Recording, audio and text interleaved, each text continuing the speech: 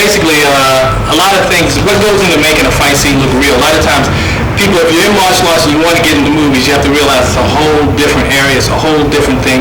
And I always get people ask me, you still working out? You still keeping in shape? You have to be in shape to do movies, because it's not like being in shape for martial arts is one thing, but when you have to do a fight scene for 12 hours a day, over and over and over and over, you have to be in shape. Bam come in, Bam come in, he throws a jab, boom, throws his hands, boom. From there, round kick, my fault. Let's do it again. Throws a jab, bang, bang, round kick, bang, back fist, boom. Throw a round kick here. Then we'll have this guy come in. As he comes, bang. Okay. But let me see you do that. Okay, let's try. Let me see what that looks like.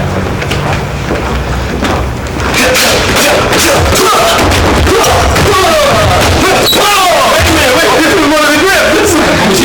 You knocking the guy out. You didn't tell me he was coming. You don't know what he was coming yet? Oh no, it's on its way to becoming a club. It was a joke, man. That club was kicking like a slam. Hey, what's up with you, man? Hey, why you got my girl like that, man? No, I was just looking at her way, man, you know? Nah, you thinking of my girl, man. What you doing with my girl? Nah, you gotta go to work like you like that. You talking to my girl like that, man. Man, honestly, it wasn't like that. I was trouble, son. I don't want no trouble. You just want some trouble. Nah, bro, I don't want no trouble. You got something. I got you back up.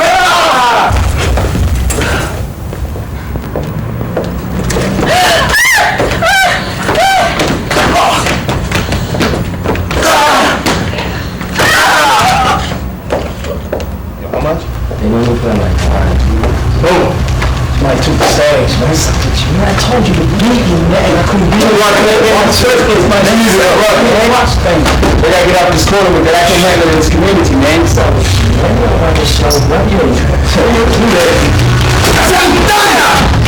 What's that? Do it! We can finish this now, man. Call it quits. Told you selling and dealing with this community is bad, man. You losers. No, not enough.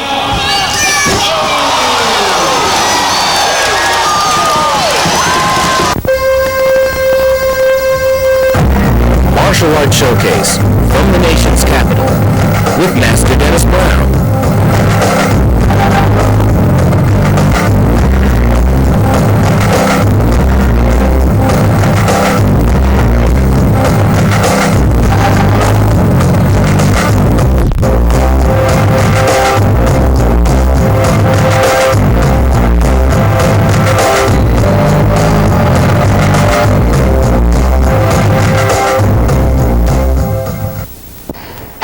I'm Dennis Brown, and welcome to Martial Arts Showcase, where we'll keep you up to date with the latest news and events in the world of martial arts. We'll introduce you to the superstars and foremost representatives of the world of martial arts. Today's guest is Willie the Bam Johnson. Willie the Bam Johnson is very unique in that he has set a record in America today by being the first Wushu stylist to be rated in the three major categories of martial arts: 2 different levels of forms, 2 weight classes of fighting, and weapons. Very unique. We'll be right back with Willie the Bam Johnson.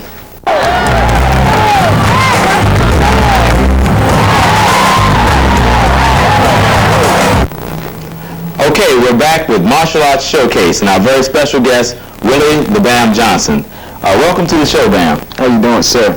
Okay. Well, for the audience that may not know Bam, because I've seen you many times, and of course I've worked with you, but I know there's a lot of people out there in the martial arts world who may not be familiar with you, so we're going to try to ask you a few questions just to kind of find out where you're coming from. And in fact, where did you come from? Are you from this area, or how did you get started in martial arts? Well, I was born and raised in Baltimore, Maryland. Started off in the martial arts when I was 6. You know, probably like a lot of other little kids. For the goal of wanting to be like Bruce Lee. Say my first Bruce Lee movie was like, yeah, I want to be just like this guy, you know. Right. I want to be the black Bruce Lee on a movie screen. So that was really my that was really my start. That's how I got involved. You know, I wanted to get into the movies. Now that far back, was there anybody really teaching youngsters at 6 years old, or did you work with someone, or how did you get started in Baltimore? Well, you know, it's real strange, because my family didn't even have the money to even afford classes. You know, they couldn't pay for me to study karate or kung fu. So I used to pick up books, go to the movies, and just imitate what I seen on the movie screen. You know, I just had this desire. Nobody couldn't stand in my way. You know, I just had to take what I seen on the screen, take what I seen in them books, and just practice. Even when people told me I couldn't, reach those goals, it was like, I'm gonna do it. So I really started on my own, I think a lot of martial artists kind of can relate with that, because I think anybody that started over 20 years ago, there weren't as many schools then, and a lot of us got our starts by running back and forth to New York and watching the Kung Fu movie. Sure. A little bit of, so you come home and practice whatever. So your system kind of was whatever was in the movies that day. Yeah. Oh, that's really interesting. And did you work with any particular instructor? When did you start into formal? You have had formal training, is Yes, that sir. right? Yes, sir. I say when I was around 9, I went to a community center called McKelm's Community Center, and I got in contact with an instructor named Kenneth Parker, and he was skilled in Korean form of martial arts called Kang Kwan and Wing Chun Kung Fu. And he was really impressed by, with my ability. He started teaching me within about maybe 6 months or so. I got a black belt, and then I started studying with a young man by the name of Tony Lin. He started a school. I know Tony Lin. Yes, You sir. know I know Tony Lin, Yes, right? sir. I'll go ahead. And when I went to his school, he was really impressed with my ability, and it was like immediately he started giving me advanced forms, put me in his advanced group, and I picked up the forms, and I really got the curriculum down pat. And I just happened to pick up a magazine one day, because I still wanted to move. I didn't feel like I was moving anywhere. I wanted to get out there and compete. And Well, it's funny you mentioned Tony Lin, because I know, you've worked with me and you've worked with other instructors, but that means that your first instructor, Tony Lin, or the first one that got you interested in the Kung Fu side, was my instructor's brother. Yes, sir. That's kind of a coincidence. I didn't know you had studied with Tony Lin also. Yes, sir. And so how would you compare that with you started in karate then? Is that right? Yes, sir. So how would you compare that with the training that you had in karate, or did one system fit you better than the other, or? I think both systems are strong, and I really appreciate the principles and the the technique in each system. But I came more involved in the Kung Fu because it allowed me to express my acrobatical techniques and so forth. It helped me to be able to be able to relax more when I was working my techniques. It wasn't really aggressive, and I really needed something based on my personality. I'm a real aggressive person, so I needed something just to help me to show the more sensitive side of me, and Kung Fu allowed me to do that. Okay, now I know that one of your loves is competition, and in fact that's why we have you here today, because I picked up a couple of magazines a while ago and read something that said that you had kind of made history. You were one of the first Wushu stylists, not to be rated in forms or to be rated in fighting or to be rated in weapons, but the first Kung Fu Wushu stylist to be rated in all 3 categories nationally at the same time. Is that right? Yes, sir. Well, how difficult is that to do? Well, first I have to give all praise and all just due to God, just the strength beyond my grasp. But all of my training had always trained in each aspect, forms, fighting, and weapons. Even when I was in karate, I trained in fighting, forms, and weapons. I believe in a total martial artist, Let's be serious here now, because I'm a Kung Fu stylist, so we have to be honest. Most Kung Fu schools generally come out and they do their forms, and they're great with that. They do weapons, and that's nice, but generally what would happen is they come out and do their forms and weapons, and then they say, well, let's go up in the stands and let the karate guys come down and fight. So you're kind of a strange guy being a Kung Fu guy that fights, because I know from 20-some years in Kung Fu that most Kung Fu stylists are not known to be competition fighters. Is that right? Yeah, that's true. And I believe that it's really the Folks individual. out there mad at us today now by saying that, but I want to take it right from you, because I know that you are a fighter. I know you love to do forms and love to do weapons. I know guys that are great at this, great at that, but you chose to go with all 3. It's very difficult to try to excel in 3. There are a lot of forms competitors who can fight, but they choose to, feature just the forms to try to become rated in that. It seemed that it would be a lot more difficult to try to do all 3 at the same time. It's real easy for me, because like I said, that's my base. That's how I came up. I always fought, I always did forms, I always did weapons. I think really when a lot of people always talk about Wushu people, they can't fight. They just can be great forms, they can do acrobatics, they can't fight. But for me, I believe it's the individual that brings something to the system. It's not the system that brings something to the individual. So it's the individual that comes into that system and brings that system alive. So when I came into Kung Fu, based on my experience in karate, all we used to do was just fight. So when I came to Kung Fu, it's like, this is my opportunity to excel, to really be expressive in my style of fighting. So the wushu gives me that Well, let opportunity. me ask you one more question, because I know we got a break here in a minute. And this question is asked a lot, I'm sure. Who are your heroes in the martial arts? In the past, present, who inspires you, who motivates you? Because I know you've seen all of the greats traveling the national circuit. Is it okay to say this on TV? You are one of my heroes. Well, that's good. It's my show. So, well, that's not why I'm saying that. Yes, sir, but that's not why I'm saying that you're one of my heroes. Tari Cassell, Charlie Lee, John Chung.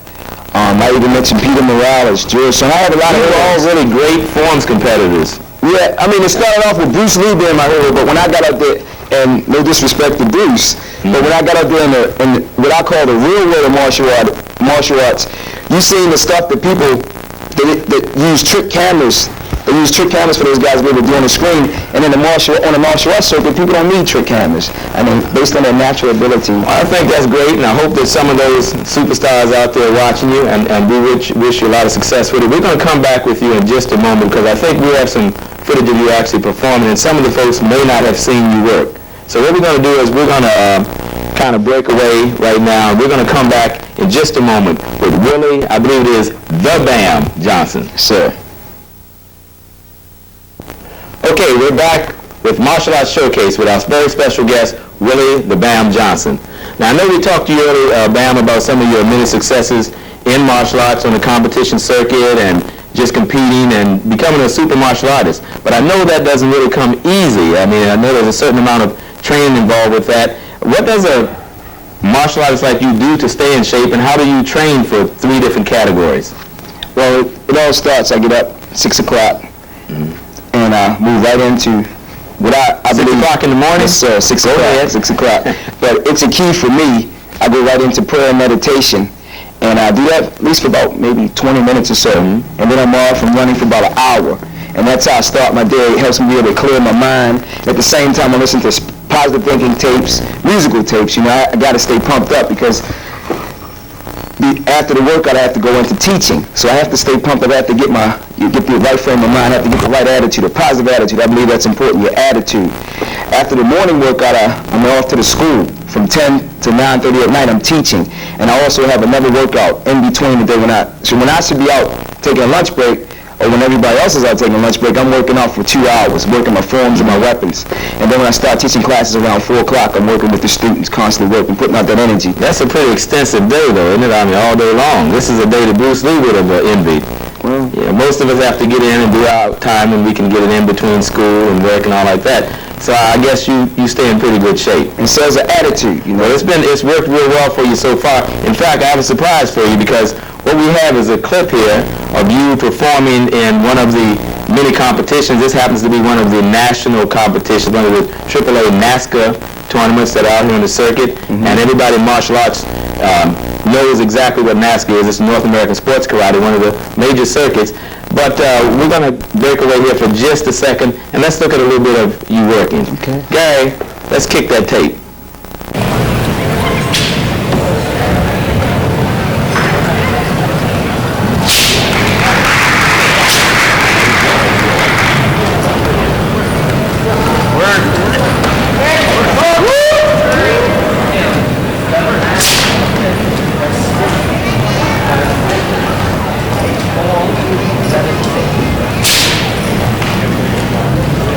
Steve Brown up. Robert Vegas